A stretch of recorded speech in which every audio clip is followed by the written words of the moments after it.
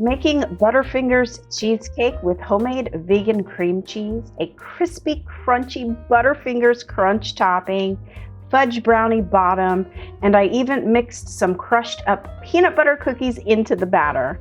The cheesecake can easily be mixed by hand, and I've added some peanut butter, sugar, flour, clear gel, aka cornstarch, plant milk, vegan butter, vanilla extract. Makes this mixture so much easier to mix. You can, of course, use an electric mixer, and I always wonder why I don't once I get to this point. Now add the crushed up peanut butter cookies, and this is optional, and I did debate whether to add yet another ingredient to this already ingredient heavy cheesecake, but I'm really glad I added the cookies.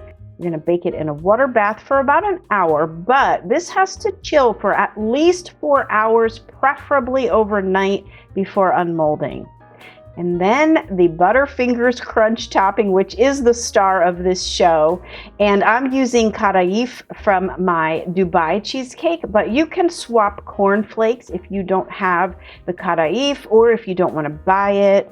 Either way, you're going to toast it up with some vegan butter and then add a bit of confectioner sugar and peanut butter. And there you have it.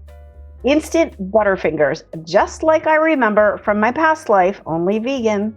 Now just spread that all around the top and then add the ganache icing, a drizzle of melty peanut butter, and there you have it, this luscious, peanut buttery, crispity, crunchity Butterfingers cheesecake that is going to be your fast favorite, I promise.